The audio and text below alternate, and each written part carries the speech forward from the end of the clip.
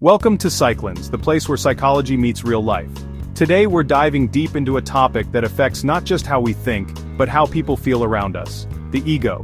It's invisible, yet it shapes our relationships, our peace of mind, even our natural beauty. Stay with me, because what you'll discover in the next few minutes could change the way you see yourself and others forever. When we talk about human beauty, most people immediately think of external appearance, the way someone looks, dresses, or carries themselves. But there is another kind of beauty that runs deeper than the skin. It's the beauty of presence, the way a person's energy makes you feel comfortable, inspired, or at peace when you're around them.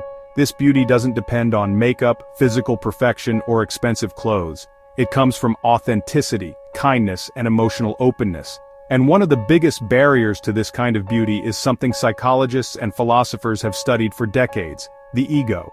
Ego, in simple terms, is the part of us that is overly concerned with I, me, and mine. It is not the same as healthy self-esteem or self-respect. A person with healthy self-esteem values themselves while also respecting others. But ego twists this balance. It makes us constantly compare, compete, and protect our self-image at all costs. For example, if someone criticizes your idea, a person with a balanced sense of self might think, maybe I can improve this, or that's just their perspective. But the ego-driven mind immediately feels attacked, insulted, or inferior. The ego doesn't like to be wrong, questioned, or overlooked. It thrives on feeling special, superior, or in control. Over time, this ego-driven behavior slowly destroys the natural charm and beauty of a person. Imagine someone who constantly boasts about their achievements or always needs to be the center of attention. At first they might seem confident, but the more time you spend with them, the more you feel drained instead of inspired. Their presence stops being warm or inviting because the ego creates walls around people. It keeps them locked in a constant need to prove something. Smarter, richer, more attractive, more successful. And this hunger for validation takes away the effortless grace that makes someone truly beautiful. Psychologically, ego is linked to our need for identity and significance. We all want to feel like we matter, and there's nothing wrong with that. Problems start when this need turns into insecurity. The ego keeps whispering, you are not enough unless people admire you, unless you win, unless you look perfect. This is why someone might obsess over how many likes they get on social media, how others perceive them, or how to hide their weaknesses. But here's the paradox. The more we try to protect and polish this artificial image of ourselves, the more we lose touch with our real self. And nothing is more beautiful than someone who is real and comfortable in their own skin. Take real-life examples. Think of a person you met who was humble yet confident, someone who didn't try to impress you but still left a lasting impact. Maybe it was a teacher, a friend, or even a stranger. Their charm came from honesty, from the way they listened without judgment or spoke without arrogance. Now compare this to someone who constantly talks about themselves, dismisses others' opinions, or always needs to be right. The difference you feel in their presence is the difference between a person with a quiet, balanced self and a person whose ego is running the show. One attracts you effortlessly, the other pushes you away, even if they look attractive on the outside. Another way ego destroys beauty is by making people defensive and rigid. Relationships, whether romantic or professional, thrive on openness and empathy. But when ego steps in, simple disagreements turn into battles. A partner might refuse to apologize even when they know they're wrong because their ego can't handle the idea of looking weak. A boss might ignore good suggestions because they didn't come up with the idea themselves. Slowly, this behavior creates distance, resentment, and loneliness. And nothing ages a person emotionally faster than carrying constant anger, pride, or resentment.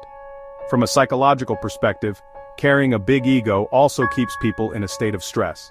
The mind is always alert, always protecting its image, always chasing validation. Chronic stress releases hormones like cortisol, which not only affect mental health, but also physical health, skin problems, fatigue, premature aging. So, in a very real way, ego doesn't just block emotional beauty, it can even harm physical vitality. People who carry less ego often appear more relaxed, their faces softer, their smiles genuine. That inner calmness reflects outwardly as beauty. So how do we destroy, or at least tame, the ego? The first step is awareness. Most people don't even realize how much their ego controls their behavior.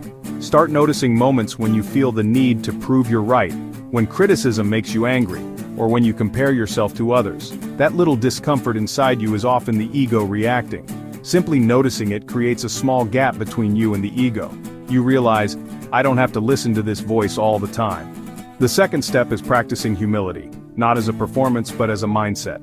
Humility doesn't mean thinking less of yourself, it means thinking about yourself less often. It's the shift from how do I look, how do I appear, to how can I learn, how can I contribute.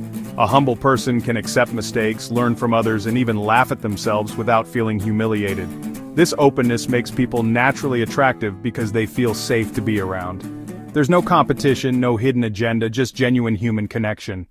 Another powerful way to weaken ego is through empathy. When you genuinely try to understand others' experiences and feelings, your focus moves outward instead of being stuck on your own image. For instance, instead of feeling jealous when a friend succeeds, empathy allows you to feel happy for them. This shift kills the ego's constant habit of comparison. Over time, you realize someone else's success or beauty doesn't take away from yours. Life stops feeling like a competition and starts feeling like a shared journey. Mindfulness and meditation also help because they train you to observe your thoughts without being consumed by them. The ego lives in constant mental chatter, judging, labeling, defending.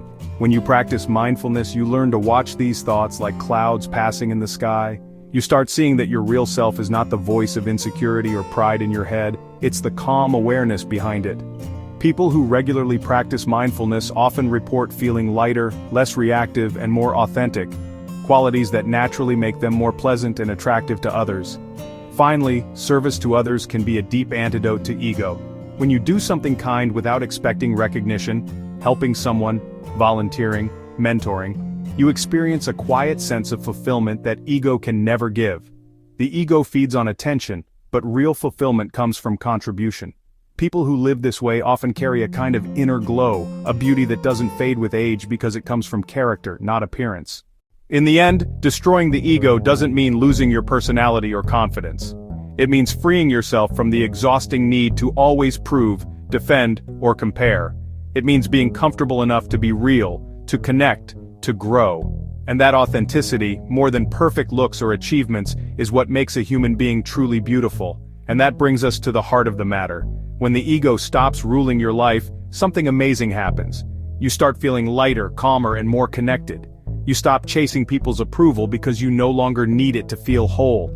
And that quiet confidence, that realness, is what makes a person truly beautiful.